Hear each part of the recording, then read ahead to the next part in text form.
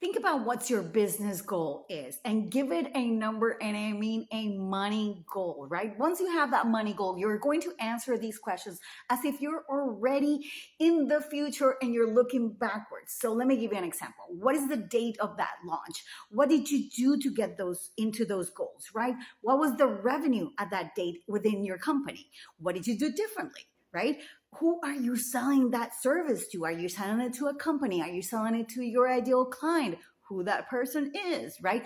What kind of messaging did you use? What kind of marketing channels did you use to get and gain and attract more clients? Did you use email, paid ads, social media?